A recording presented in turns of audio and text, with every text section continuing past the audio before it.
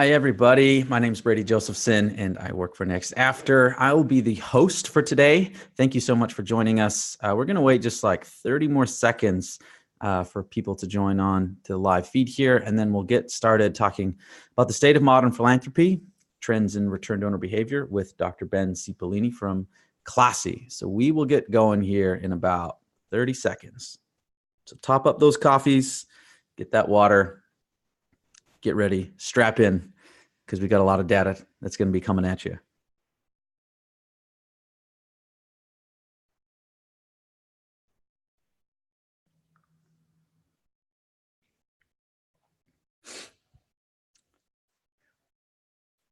All right. Hopefully everyone's had enough time to top up their drinks. Thank you so much for coming to today's webinar, talking about the state of modern philanthropy with Ben Cipollini and Classy's State of Modern Philanthropy Report. My name is Brady Josephson, and I work for the Next After Institute for Online Fundraising. So here we are talking about return donor behavior, something that's really, really important. And Classy's done some great work using their data to find some insights. And Ben is here to share those with you.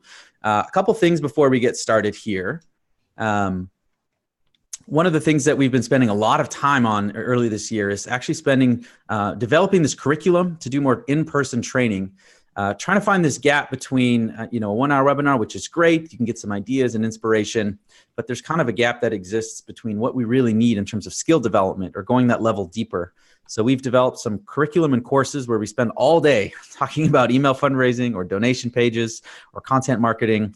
And you can collaborate with a group of peers. And it's one of my favorite things that I've had the chance to do here at Next After. We've done them in like Spain and Canada and the US. And you can find it wherever we're headed there on the training page. But I want to highlight 2 trainings coming up in particular.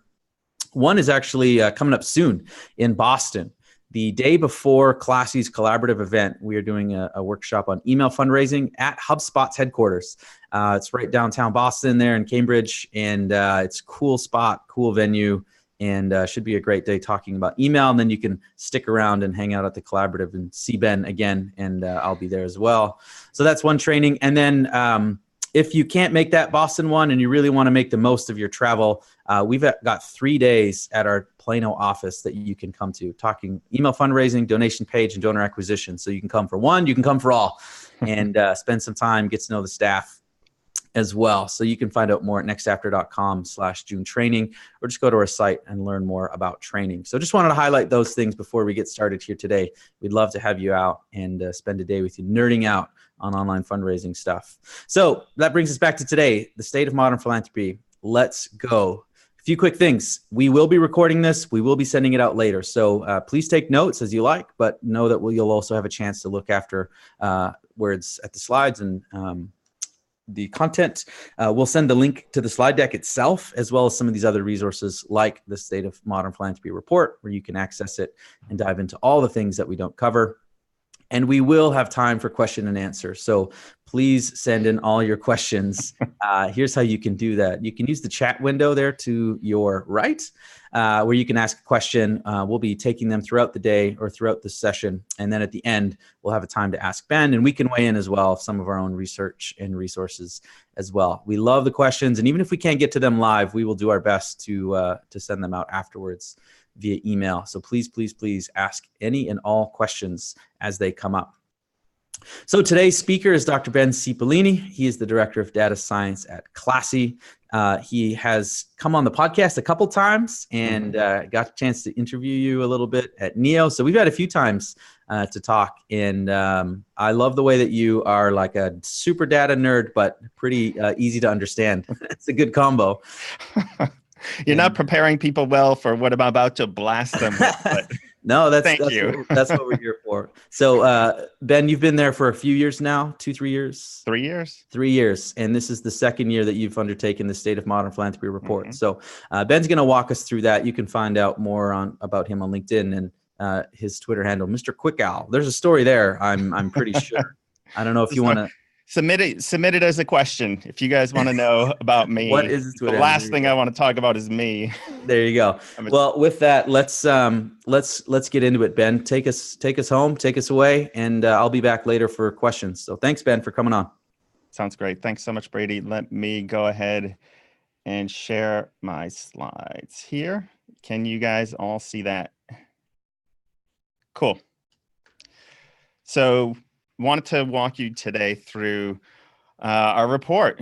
Thanks so much for joining, and really excited to have the opportunity to walk through this kind of step by step. Whether this report is new for you or you've already looked through it, I think this should be useful to you.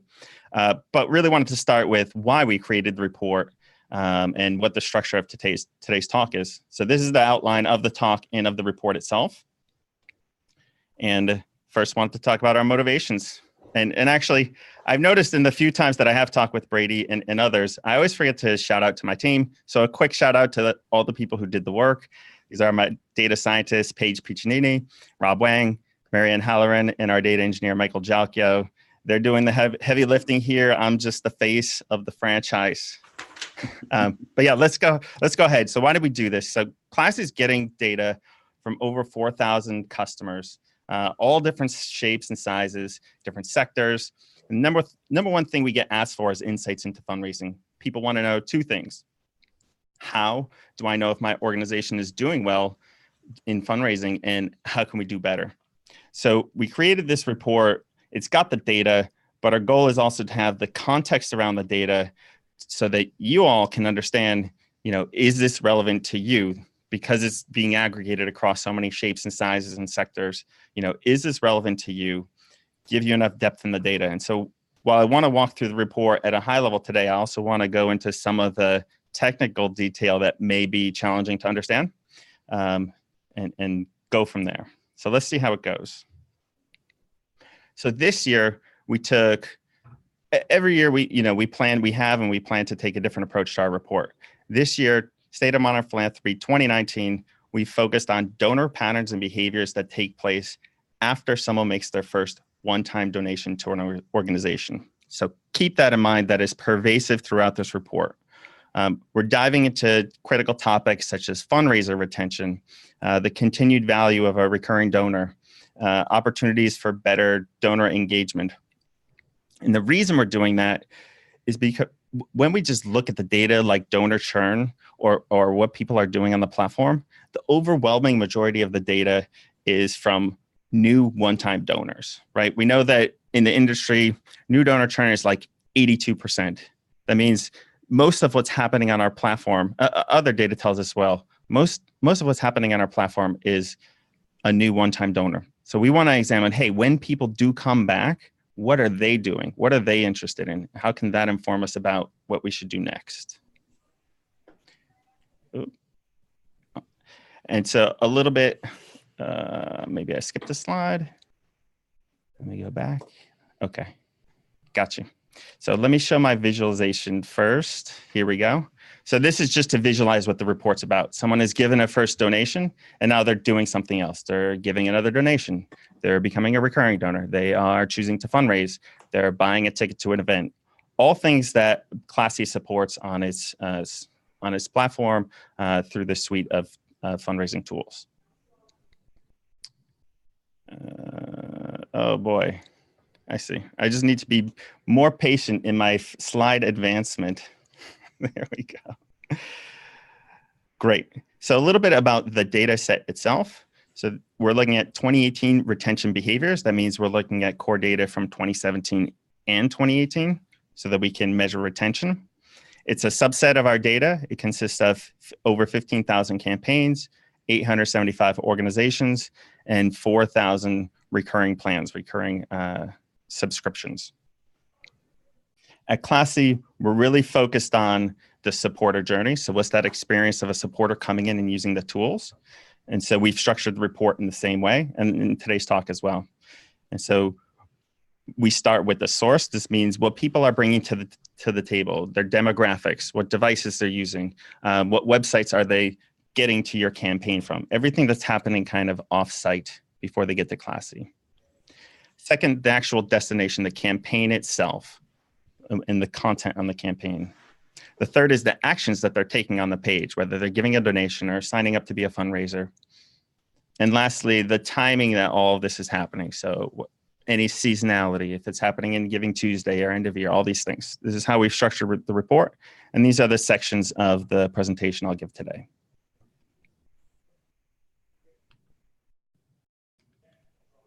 Okay, being patient didn't work out either. Nope, great. Great, so this is the start of our journey and the start of the supporter journey. Gateways that our supporters are using or your supporters are using to get to your campaigns and the things that they're bringing to that campaign, demographics and devices. So we start each section of the report with key data snapshots. These are data that we present within the report that we think encapsulate some important idea. And so today I'm going to mention at least all of them, and I'm going to dive into one or two of the more complex ones. So our first key data point in this source section is 77% of donors who first donated from a mobile device also made their second donation from a mobile device. And more generally, we found, so I press the button, I'm going to wait until it shows in our presentation the next slide so you can read along. Maybe. Nope. Cool. There we go. Oh, no. So, yeah, we're way off. There we go.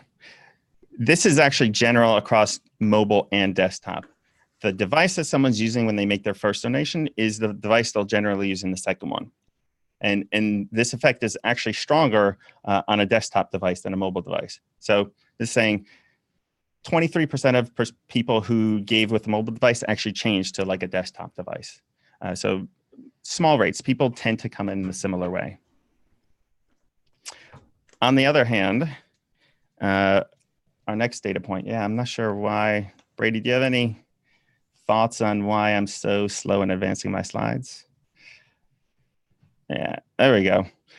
So this second data point is that 87% of donors who first donated from a social referral source made a second donation from a social referral source. That's saying if they come from Facebook or Twitter, they're going to come again through Facebook and Twitter.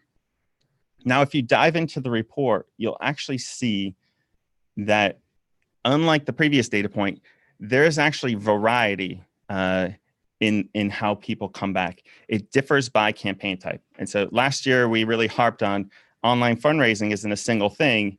You have to break it down by the different types of campaigns, the different fundraising types there are. And this is one of those cases. So in some campaign types, donors returned on the same channel, same referrer, social media or not social media, as when they were acquired. But on other campaign types, you see something very different. Donors come back on the natural channel for that campaign type, even if they. So let me jump into it with a graph. And so in this graph, on the bottom are the different campaign types.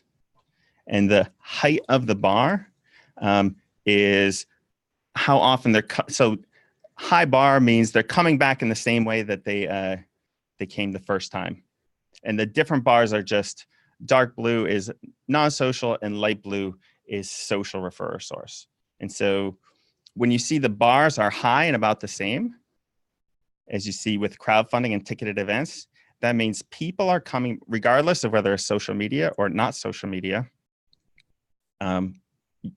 people are coming back in the same way that they came back, in the same way that they arrived on the page the first time. So if they came from Facebook, they're coming back on Facebook. If they came from their email, they're coming back through email. And it doesn't matter what type that is. So crowdfunding and ticketed events, people are very consistent in how they come back and take that next action. On the other hand, when these bars are uneven, that's telling you that people are tending to come back to campaigns of this type in a certain way. So for donation pages, that light blue bar is very low. That means people who come to a donation page from a social source are very likely to come back through a non-social source, like their email or something else. They're coming back in a different way. And people who came through their email, that tall, dark blue bar, are coming back through email or some other way other than social. So saying in a donation page, there's like a a native way to get that page. And you see something similar, but in the opposite direction for peer-to-peer and registration with fundraising. These are natively social things, right? This is a person who's fundraising on behalf of an organization, tends to use social media to do that. And if people come in through social media, they come back through social media. But if a donor comes through email or some other way, they will tend to change over in the second time back to come through social media. So you see very different giving behaviors there when people are returning for those campaign types. Awesome. And then the third data snapshot here is just about the gender of people who do come back. So we saw that 61% of first-time donors are female or were female in 2018, and then 59% of return. So very consistent. We looked at it for gender. We looked at it also for median income from where people are coming from, the different zip codes. And we saw that there's consistency between those as well. Awesome. So I want to conclude each section. I'll present the key data snapshots and then finish with the thought starters. These are ways that we aim to make the report actionable. What's the use of having all the data if you all don't know how to apply it to your situation and take action? And so we include the thought starters at the end of each section to help nonprofit professionals, hopefully our audience today, to consider how you might apply these findings to your strategies. And so in this section, our thought starters are, of course, do you reach out to your donors on desktop and mobile? I think everybody has this in mind, and we're just repeating what we think is important this year. The second one that's, I think, less obvious and related to what I just said is, do you retarget return donors on social media more for certain campaign types? So for example, peer-to-peer, right? That for peer-to-peer and registration with fundraising, social media is a little bit more kind of quote unquote native. People will tend to come back regardless of how they originally got to that campaign through social media. And so thinking about your strategies there can be helpful. And the third thought starter is, do you use donor demographics to decide which donors to retarget? So are you looking at demographic variables such as gender, median income, other variables to help you understand your constituency, who's giving to you, how consistently, to understand how to look at retention? Great. We did it. One section of the report. And I think for me, that's the hardest one. So moving on to the next section of the report is campaign type interaction. So this is the destination when someone actually gets to a campaign, the content itself, the campaign type itself. And in this section, we have 3 key data snapshots, which are, I swear, are going to appear on the screen at any second. And I'm going to wait patiently for them. Excellent. So this first key data snapshot is that 22% of return crowdfunding donors gave to a donation page. Seems like kind of a, what's the context for this? Why are we saying this? Let me dive in and show you why we talk about this. So in this graph, on the vertical axis is the campaign type that someone gave for the first donation. And on the horizontal axis is the campaign type of the second donation. And what we see, let me highlight this, is that along the diagonal, so they give to the same campaign type the second time as they gave the first time. Most people are doing that. The numbers are in the 90 percentiles for most cases. So donation pays is like 90%. Yeah. Peer-to-peer, 90%, registration with fundraising, 95%. 95% of people who give a donation on registration with fundraising as their first donation also gave a donation, their second donation on a registration with fundraising campaign. But there are some exceptions to this. There are some campaign types where people tend to traverse more. One is crowdfunding. See, only 72% of time, someone who came in through crowdfunding gives again through crowdfunding. That's where that 22% number just to the left of that is coming from. And on ticketed events, it's a huge opportunity to kind of re-engage people through different methods. Only half of the time people are coming from giving a donation through a ticketed event and coming back through a ticketed event campaign. They're coming back through many different means. So you can see 22% peer-to-peer, 17% donation page. Lots of ways to re-engage ticketed events. Now, the exciting thing for me is that not only are there multiple ways to re-engage someone, but that when you do re-engage them, people are giving more. I want to show you what that looks like. So here's a similar graph, but instead of showing the percent that they're coming back, we're just showing on that second donation, how much are they giving if they took this path to the second donation. And what you see, again, if people are coming in and giving to the same campaign type their second time through, they're hitting what is basically our median donation size. Median one-time donation size on Classy is $50. And if they give a donation on one campaign type, give again on that same campaign type, they're giving $50. However, if you look at all the other places, you'll see a lot of places where people are giving a little bit more or much more, and definitely never less than that $50. This is saying that if people have diversity in how they're being engaged and how they're returning to your organization's fundraising, they're giving more. Now, the one exception here is very interesting, and that's ticketed events. If people go to a ticketed event, this is the one where they were much less likely to come back to a ticketed event if they came in through a ticketed event. If they do come back on the same type, they're giving a donation of the highest value, $150, way above the median donation size.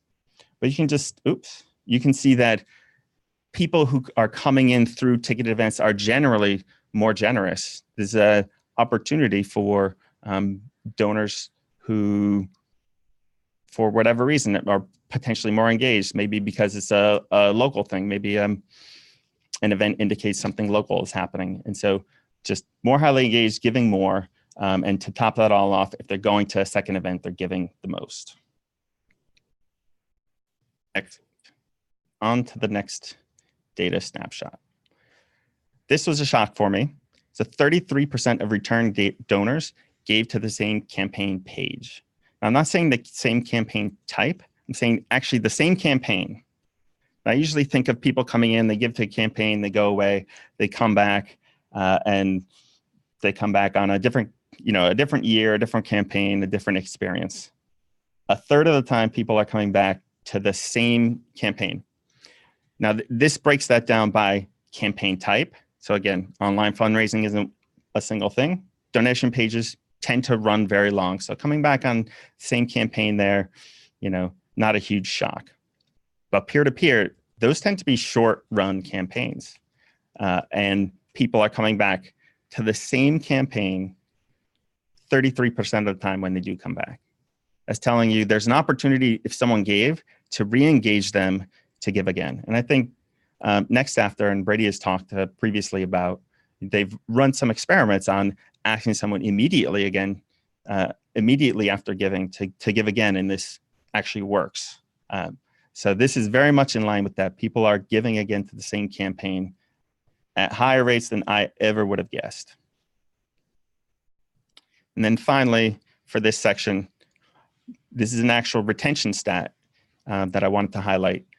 We're seeing 14% of peer-to-peer fundraisers becoming fundraisers again. So they raise some money their first time, and then do they come back in the next year and raise money again? Not just do they sign up, but do they actually raise money? Only 14% of the time that is happening. Now, that's a fairly low number, I would say. I mean, not so far from that kind of 82% of first-time donors churn. Right? We have 86% of first-time fundraisers churn. But the important thing to notice is that, nonprofits are investing tons of time into fundraisers, and then they go away. I mean, it's hard to fundraise. You have to handhold them. They go away. But if they stay, that investment pays off. They're raising more than twice as much as the first-time fundraiser. So a second-time fundraising will raise $500. First-time fundraiser, $222. That I believe these are medians here. If those look a little low, those are because we're using medians to represent what's typical. So double or triple, despite that low conversion. So there's a huge opportunity to kind of get a higher ROI on your investment into fundraisers if you focus on retaining them. And just wanted to call it out in this report because it's something I haven't heard too much about. Great. For our thought starters in our destination, talking about campaign types, when you host an event, do you invite people who have already given to your donation pages? So this is trying to encapsulate that idea of diversity and outreach, particularly for ticketed events. Those people are ready to do more with your organization beyond just events.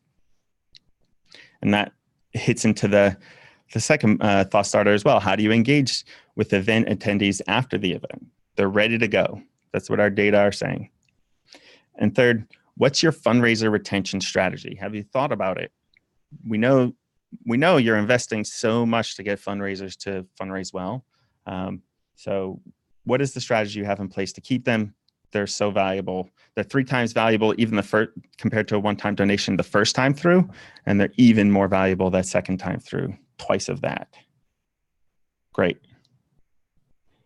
Moving on to our third section. So we are halfway through the State of Modern Philanthropy 2018. And we're going to move on to the actions section. This is someone has started on an advice, they've landed on your campaign, and now they're ready to do something. What is it that they're doing? What are their follow-up interactions? Remember, these are people who have already given a one-time donation. They're coming back the second time. What is the action that they are taking the second time through? So the first data point, 94% of return supporters, I would say, gave another one-time donation. I guess they're return donors. The first thing they did was give a one-time donation, so the return donor. Second thing they did, give a one-time donation 94% of the time. So let's jump into this graph. One of my favorite graphs of this report. So you can see they gave that first one-time donation, and then 94% of the time they're giving a second donation. 2% of the time they're giving a recurring donation. 2% of the time they're becoming a fundraiser. 2% of the time they're purchasing a ticket to an event. This is low. We can do better. Now, I would say effectively, things aren't as dire as this looks, because we know recurring donors are 5 times more valuable than a one-time donor. Fundraisers 3 times more valuable. So if you factors those in, that recurring is like 10% of your revenue experience, right? Fundraising is like 6 or 7% of the revenue experience. But still, this is indicating there's more we can do,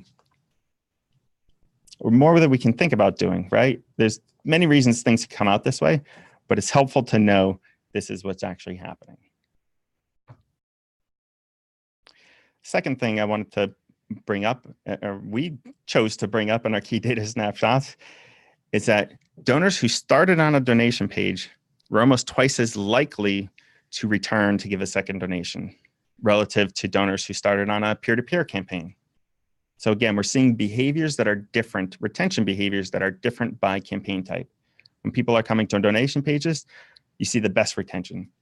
Peer-to-peer pages, we saw intermediate levels of retention. 1.7 donation pages were 1.7 times better than peer-to-peer pages. And ticketed event pages, we actually saw the least retention. So donation pages were 1.9 times better at retention than ticketed events pages. Again, these are all call outs to potential opportunities. We show you the data, we bring you thought starters, and we ask you to think through, what could we do? What does it mean together? And this last data point was another kind of surprising one for me, is that when you had a one-time donor, that's everybody in this report, a one-time donor who returned to give a recurring donation, 25% of those people also gave a one-time donation in the future. So they weren't just signing up to say, hey, I want to support this organization and then go away. This is someone who's online active with your organization, wants to be a part of what's going on. They're listening. 25% is huge. Remember, only 18% of first-time donors ever give a second donation, right? Well, 25% of these recurring donors were giving one-time donations. So in my mind, we want to call out recurring donors. They're your biggest cause evangelists. We know recurring donors are 5 times more valuable than one-time donors from last year's report.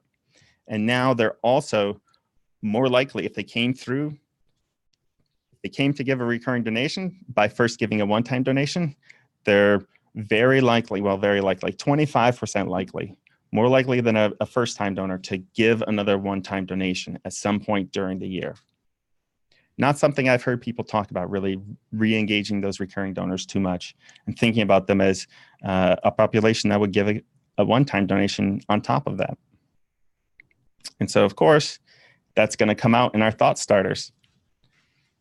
First thought starter, are your one-time donors more likely to give another one-time donation or take another action, right? That chart, that branching chart, what does it look like for your organization? What are people likely to do? And for your organization, what do you think people are most likely to engage with? Why is the chart turning out that way for your organization? Second, which of your campaigns show your best donor return rates? We saw platform-wide donation pages have significantly higher retention. So donors who come in through a donation page retain significantly higher than donors who came in who were acquired through a peer-to-peer campaign or a ticketed event. What does that look like for your organization? And finally, how many different actions can a supporter take? How many different campaign types are you using? How many types of engagement and opportunities are you giving your supporters? Particularly for recurring donors, are you allowing them, are you reaching out to them to allow them to engage at a higher level, to continue their support, not just through the recurring donation, but online actions where they care and they want to be a part of what you're doing? All right, down the home stretch. Last section is about timing. So we've seen timing over and over again, whether it's seasonality or Giving Tuesday or just what's happening during the year affect giving. And we saw some really cool interactions with time in retention behaviors. So this first data point says 349 days was the median length of time between that first donation and the second donation. So for those 94% of people who gave a one-time donation and then came back, their second action was a second one-time donation, about a year in between. Graph that out as we do in the report. So on the x-axis on the bottom is how many days, right, we waited for, and on the y-axis on the vertical is the number of return donors. So you'll see that huge peak right around a year. So that dotted line is a year. And that's where the median, the typical case, is most people giving right in that 349-day range. The second data point is that 19% of return donors who gave that second donation returned within the first 3 months, and 29% returned within the first 6 months. So if you look at that graph again, that is capturing donors within that square box there. What we want to call out there is that yes, most donors are, the majority of donors, the typical donors coming back 365 days later. But there's a huge opportunity for engaging a significant population of people who are more engaged in that, who are ready to do more. So let's not forget about them. Let's not just think about the typical case. Let's think about our opportunities. And then this last data point, so that 2% of people who start as a one-time donor and become recurring donors, those same people who were 25% of them later gave another one-time donation on top of the recurring donation, on top of the first one-time donation they gave. Those people, the time for them to go from a one-time donation to recurring donation, 214 days. Okay, seems like a random number. You know, it's clearly much shorter than 349 days, but like, why are we bringing this out? Let me show you. So here's that original graph. This is what it looked, the rate at which people, the likelihood of someone coming back after a certain amount of time if they're giving a second donation. Here's that distribution if they're choosing to become a recurring donor instead. What you can see is that it's less peaky at a year. A lot of that weight is shifting to the left. That means earlier. And sorry, this is for becoming a fundraiser. So if they gave a one-time donation and they're becoming a fundraiser, they're doing it earlier than if they just come back and give a donation. And here's what that graph looks like for recurring donors. So much of the weight has shifted over to the left that you don't even see the biggest peak at 365 days or around there. You see it much earlier. So this hits back into other pieces of the report where we're trying to say diversity in your fundraising, diversity in actions available, diversity in your outreach is changing both the value, right? The value of what they're coming back on, because we know fundraisers and recurring donors are more valuable. And we now know that some of those recurring donors will come in and give one-time donations as well. So it's changing the value of how people come back. It's raising the value. It's also, we're showing here, improving the timing. They're doing it faster. Diversity. My favorite word of the day. Excellent. So our last thought starters, I'm going to have time for questions. This is great. Our last thought starters for this timing section. What percentage of your donors return before their giving anniversary? So the median is right around that giving anniversary, 365 days later. And we saw in our aggregate data, 19% are coming back and giving a donation within 3 months, and 29% are coming back and giving another donation within 6 months. So are you seeing that? And what are you doing to engage those people? Second is just to say, hey, the data say that giving anniversaries are a thing. Do you celebrate them? If you don't, it seems like a good opportunity to bring back even more donors who may be ready to come back a year later. And then the third thought starter is playing off some data that's in the report. Good time to call out that there's much more in the report that I'm speaking to here. I'm trying to give you some highlights, explain some of the challenging ideas within the report, and summarize. So this third thought starter plays off some other data in the report, where we look at Giving Tuesday and return donors. Hint, Giving Tuesday, always highly active, always highly valuable, always something to keep in mind. So do you ask your Giving Tuesday donors to become fundraisers? Excellent. So just to wrap up, to say a lot more in the report, you can take your time with it. You don't have me pushing you and rushing you through it. You can get it at this link. We've link shortened it for you so you can type it out. bit.ly/SOMP-2019 is where you can get our report. And with that, I'm going to hand back to Brady. And Brady, I don't think I can hear you. You may be muted still. Thanks, Ben. No Thanks problem. for slogging through the data there and a laggy clicker.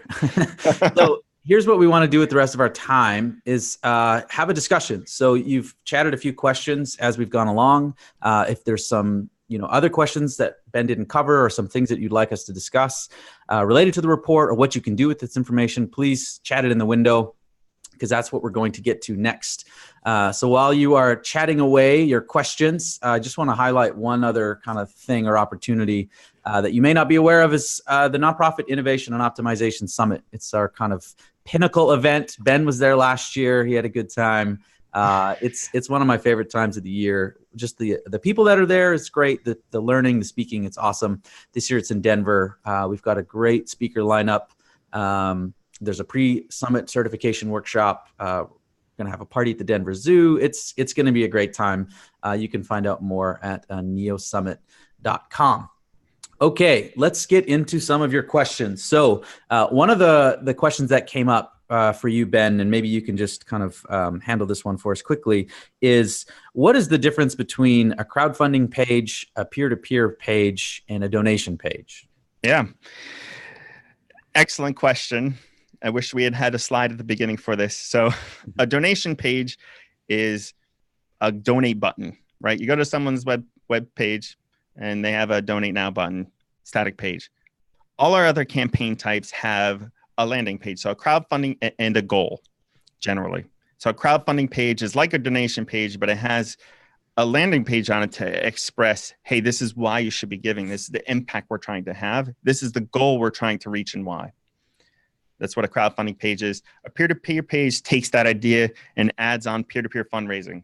So allows someone to not just give a donation, but to sign up as a fundraiser that creates their own personal fundraising page where they can create a personal goal to fundraise on behalf of that organization and then send that out to their friends and family. Hey, give to my page. I have this goal because I care about this organization. That's peer-to-peer page. And then registration with fundraising tacks on the additional idea of an event. Hey, I'm going to go to this event. It's going to be awesome. I'm going on this walk or bike ride to raise money.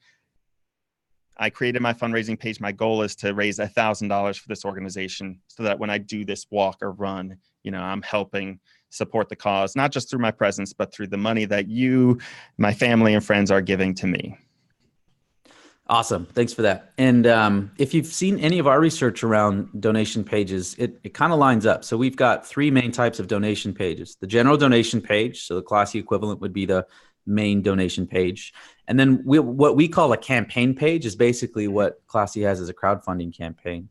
And how those two get used is the general donation page, right? That's your black cup of coffee. You use it 24/7, 365. It's when people click donate. Whereas a campaign page or a crowdfunding page is very specific. A specific campaign, a specific time of year. And normally you're the one driving the traffic there. It's not people aren't really finding it via search. You're either driving them there from ads or from email or from social. And so what's really important there is a little bit more detail because you can be more specific, and also making sure what we call congruency.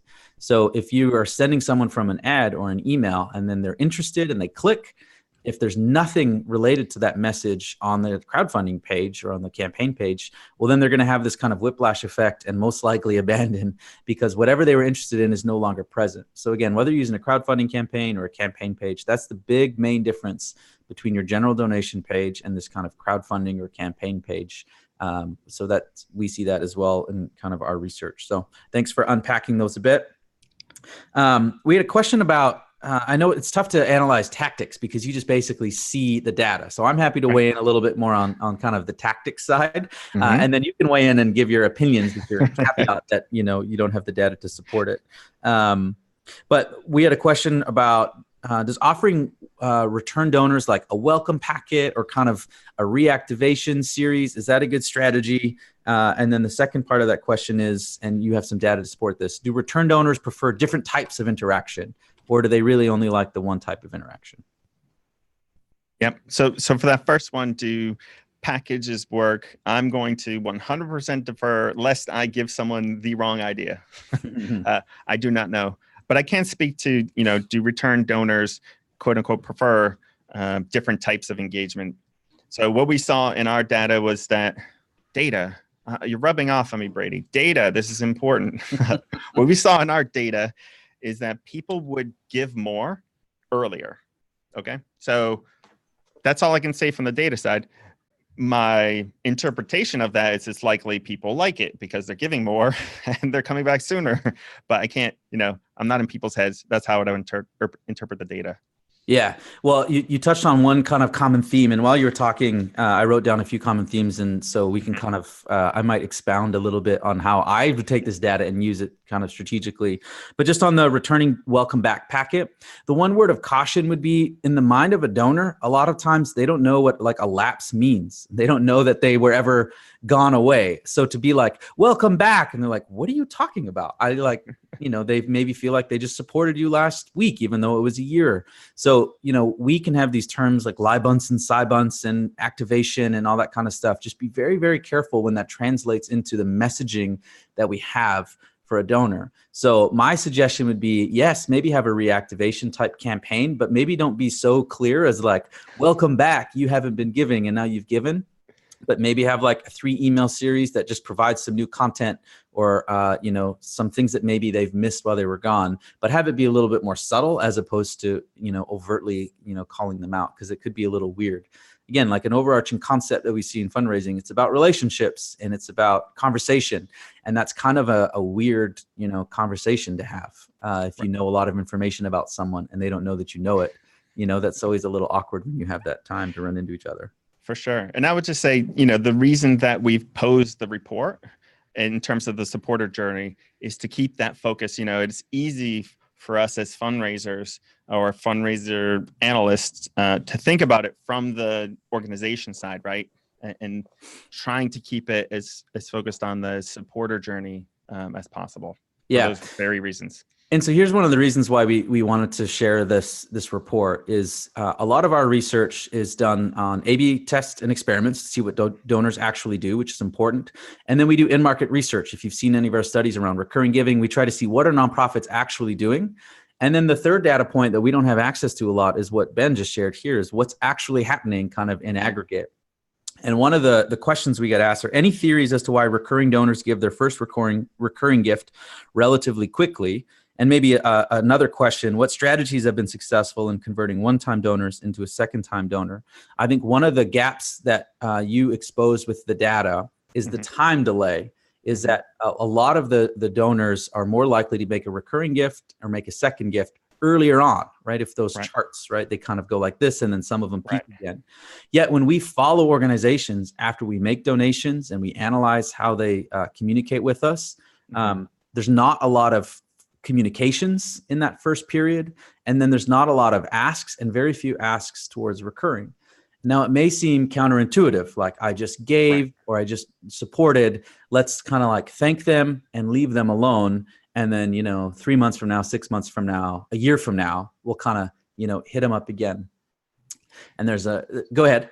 Oh, no. I just wanted to call out the difference. When we see those sloping charts, those are when they do come back, this is the rates at which they come back, right? The time. But we saw in that branching chart, the percentage of people coming back and doing that is very small. Right. And so this, the way I would take it, and Brady, you can finish after I say this, the way I would take it is there are a pool of people who are ready to do more now or to do more within 3 months or 6 months. If you take a single strategy that waits a long time, you're going to miss out on those people. And those people are highly, highly valuable. So it's to think about that. Yeah. And so the word I wrote down, and this is an answer to both the how do you get recurring donors and a gift from someone, is earlier. Is earlier. It may seem counterintuitive, but this is when they're engaged. This is where they've said, I see the value of your organization. I want to make a difference, and I've given. And now they feel really good about themselves and the impact that they've made. They're more likely to understand, the impact of their gift and make a second action actually in that window. There's actually something called a warm glow that happens when people give, but it fades. It kind of fades over time. And so to kind of, you could say take advantage, or what I like to say is engage when people are engaged and they're engaged at that moment.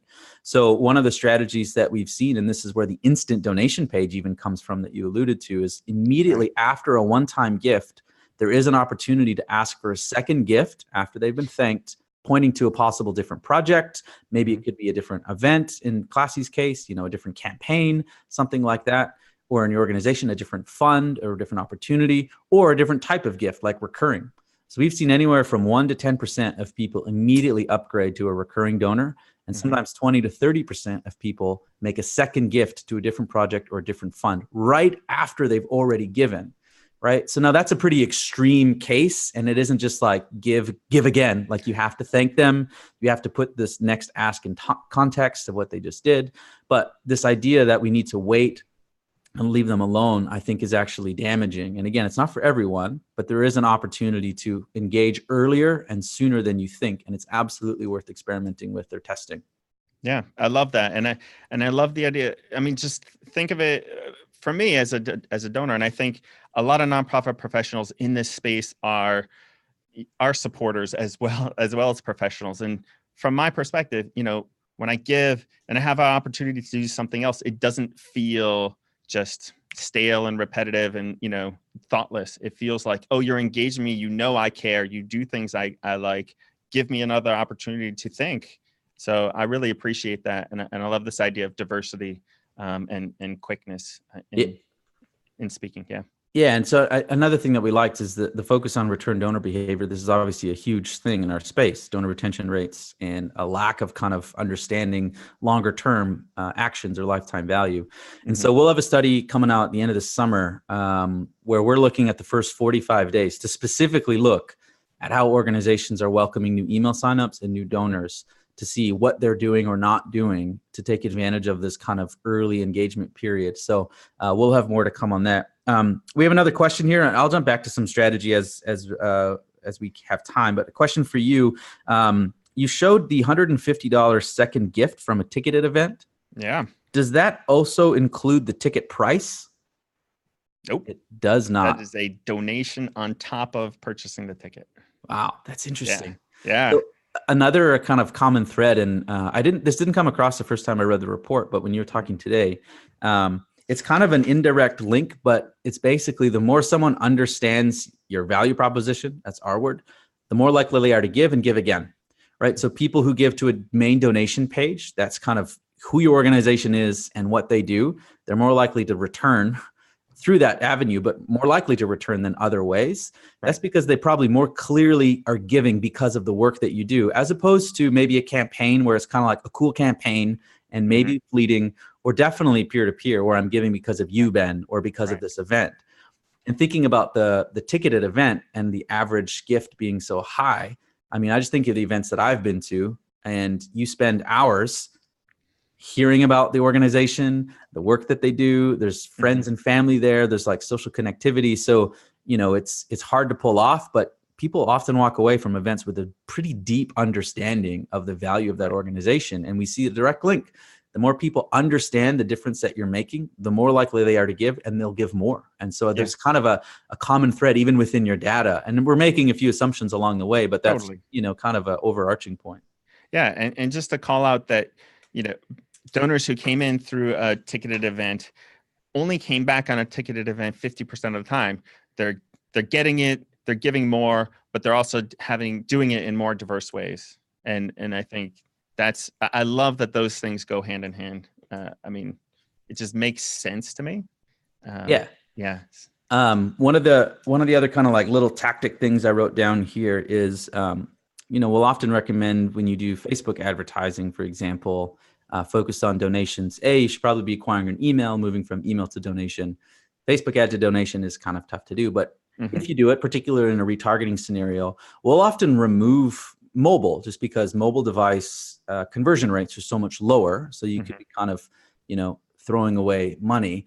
But what's interesting here is people who gave first time via mobile are much more likely to come back via mobile. So this kind of blanket strategy of removing mobile to optimize spend actually maybe not be so optimal. So maybe you can say, if they gave via mobile, we'll only show them mobile. And if they didn't, then we won't, right? So that one level deeper of segmentation could actually be a much better way to reengage. Is that kind of correct based on the data? Yeah, no, I agree. With the device type, I think that's spot on. And then the interaction with the social media, if they're giving through social media, is a little more complex. But we try and lay out kind of what we saw in the aggregate data, that the behaviors are a little complex, and just show it like a framework to think about it, to look at, hey, what works for you? Try it. But it's not as simple, as you might think. And just going back to that question about how do you kind of convert, or any theories why recurring donors come back, I think that the word that keeps coming back again is value proposition. So last year we looked at 115 nonprofits in the giving experience, and we found that only 9% of organizations had anything in the way of a reason why someone should become a recurring donor. If you look at your own donation page, or you look at most nonprofit donation pages, in Canada it was 10%, in the US it was 9%. There's often just like a toggle button that's just like check monthly or not, but no context as to why a recurring gift is better, no specific anchors. There's literally like no communication about how valuable a recurring donation is. So like the number one way to try to recruit more recurring donors is communicate something in the way of value as to why they should make a recurring donation. And, because it limits our administration, it cuts down paperwork. Those aren't reasons for them to give, or definitely not high priority ones, right? Convenient, flexible, biggest impact, exclusive access. These are things that are benefit language. So those need to be communicated. Otherwise, why would anyone take you up on the recurring gift option when there's no communication around it, whether that's an email or on a donation page?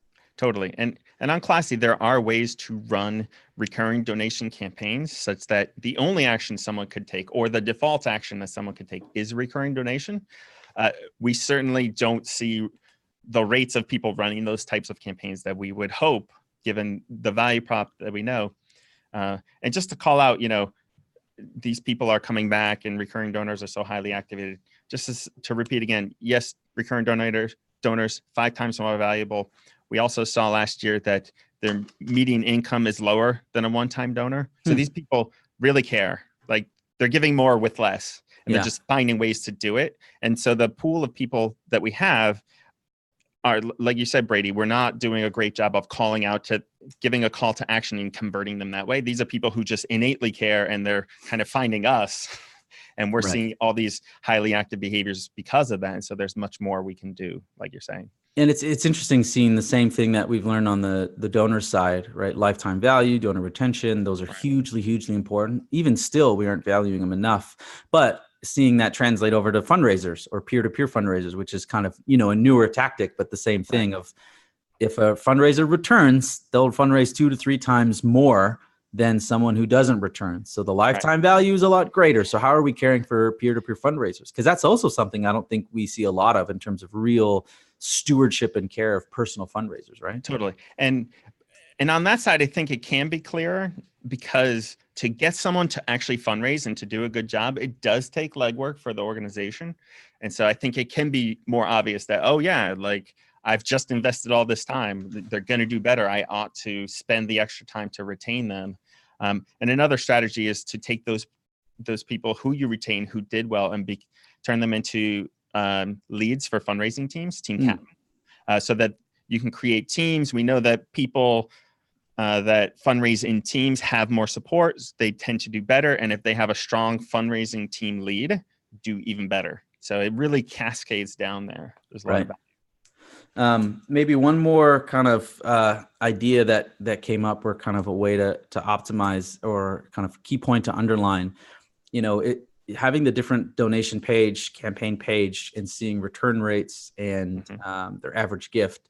This is really important, because I think sometimes, we run campaigns or we have different things, and then we don't actually track the likelihood of them coming back. And what we find is how they are acquired is often how they're retained, right? So when we use physical things, or really not coercive marketing tactics, we may get more gifts, but the lifetime value, especially using things like physical premiums, often actually decreases the likelihood of them coming back. They'll only come back if they get more stuff, right? So this is where knowing, like, how do they return and what's the long-term value? Because if you know that, then you should be spending more time focused on maybe your main donation page instead of crowdfunding pages, because they're more likely to come back, and they're more likely to give again, and they're more likely to become recurring. So again, this idea of being able to track, a few steps further down the road, which is so great about your report, because a lot of organizations don't have the data integrity, or we don't have the means to do it. So to even borrow from your data to understand, this is maybe more important. And then you can optimize campaign spends, prioritization, things like that, right? Totally. I would also encourage, hey, here's a set of ideas. You may not be able to do this right now, but if you think this idea is important and you do want to try it, I really encourage you to collect your own data, because this is aggregate data across all different sizes and sectors. So here's the ideas on what you would need to do it. You can try our ideas, but I really recommend you clean up that data and be able to measure it yourself, because this is aggregate data. Yeah, that's a really good point. And also, our research, we say the same thing. Here's what we found in our experiments. This isn't a guarantee that it's going to work from you. And we do our best to look across multiple experiments to say this is a general pattern. But all these things need to be tested and proven for your own organization. So that's a good reminder. And maybe a good place to end. So hopefully we got to all your questions. You can always email us or chat us, and we'll do our best to get back. Ben, thank you so much for taking the time to unpack the report. We'll be sure to send out a few resources and a link to the report as well for everyone who came today. So thank you, Ben, and thank you everyone for coming. Have a good rest of your day. Thank you as well. Thanks, Brady.